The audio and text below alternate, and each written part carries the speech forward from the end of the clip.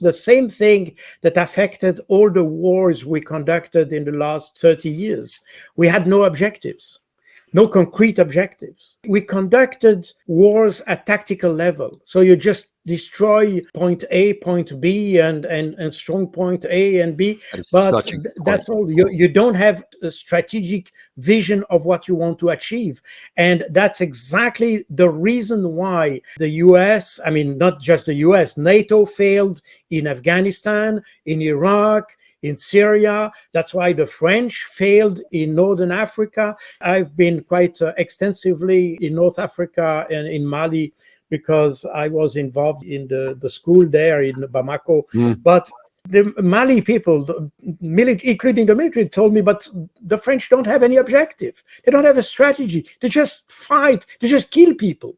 But it's not a strategy. And I can tell you with 100% certainty, because I had 2 combat deployments in Afghanistan, and I can absolutely vouch for what you're saying, because we had tactical objectives, tactical operations, but nobody ever said, ever, and I listened and looked for it, if the U.S. military or the Allied military forces accomplish this, that's going to determine the end of the war. That's what success looks like. It was purely, all right, you got 12-month deployment, and you're going to accomplish this while you're here, then you're going to rotate out. The next guy's going to come in and you can conduct more tasks, but nothing about here's what victory looks like. Same thing in Syria. So we went into Syria for an attainable military objective to deprive ISIS of its territorial holdings in Raqqa, in Mosul. They did that, and then they stayed, because now then there's no more objective, but there's no in-state objective, and we're just there. It's horrible.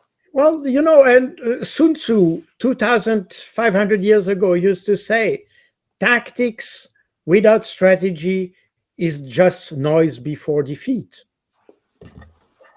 That's exactly where we are.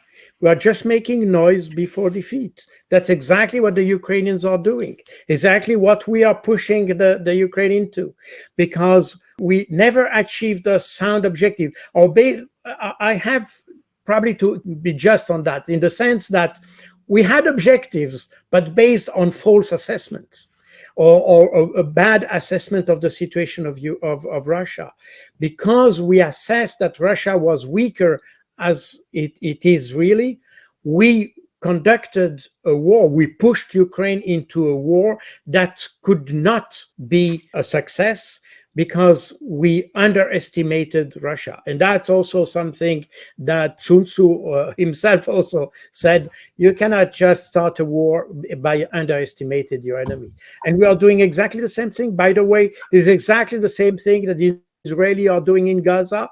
It's exactly the same that the Israeli did with Iran. We are always, because we have this kind of Western hubris that we are the best ones because we have democracy, we had performing economies, and we have a higher standard of living. We think that we are superior and we will just be able to win simply because we are a superior political system.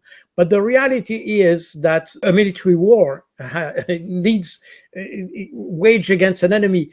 The enemy can be as good as we are, probably not with the same political system, probably not with the same economy, probably not with the same standard of living, but it can achieve success because it has an objective, because it has a strategy, because it knows what it wants to achieve.